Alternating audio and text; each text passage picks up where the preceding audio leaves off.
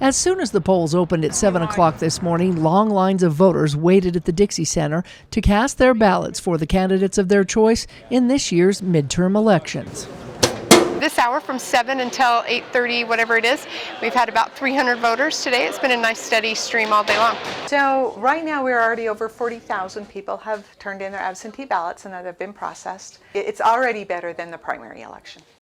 While 106,000 ballots were mailed out to registered voters, there were those who elected to vote in person. In order to do so, they had to spoil their mailed ballots and pick up a new one at the polling place. Quite a few of those. A lot of people like the in-person experience, so they come in and surrender their ballot and come vote. I did hear one lady say, my husband signed mine, so she has to surrender hers and come vote herself because they got mixed up on who it belonged to. In order to cast a ballot in person, voters had to show a valid photo ID to check on their registration. Those who weren't registered could do so and vote a provisional ballot. Voters said they came out to vote in person for various reasons.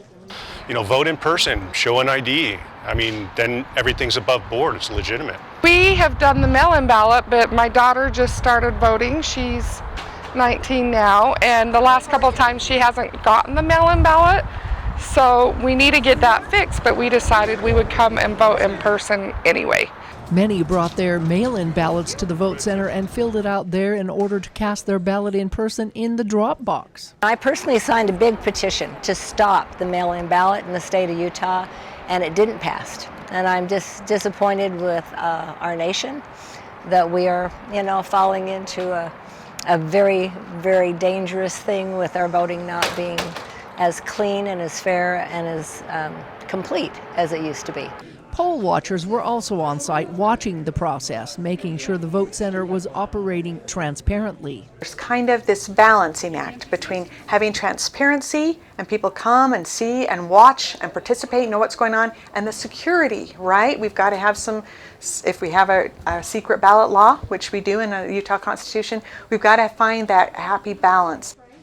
When asked what the main issues were that helped them make their choices on who to vote for this year, most people talked about the high rate of inflation and concerns over the direction of our country. There needs to be a lot of change in this country, and it needs to happen right now. So we're here to do our part. We're here to take this country in the right direction. So public agenda is not that much different than the Democrat, but it is a little bit. So again, least of two evils. I'm trying, we're working at it, but how do you stop it? I don't know. Our oil has been shut down, our power has been shut down, and we're supposed to be driving electric cars? No. We need to stand up. We need to let people know how we feel. Don't be afraid. Speak out. If anybody's been grocery shopping or filled their truck with fuel, you can see what's going on here. The people who are in charge, our administration, our so-called administration that we have, is in the pocket of big business, big pharma, everybody else. They have done things that are dumb for the economy.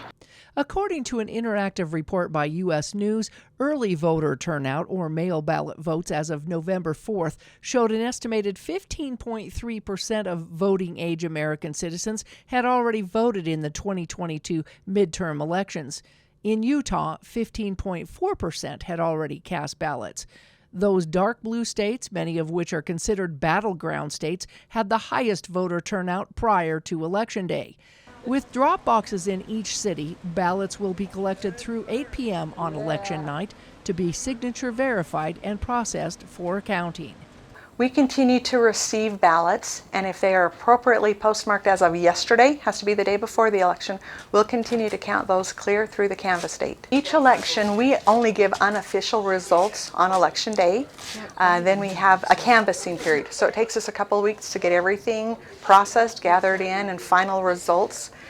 So at least for here, we think that probably people like yourself, like the press and media and stuff, will probably call elections. We never do at election headquarters until the canvass. In Washington County on Election Day, Melissa Anderson, Community Education News.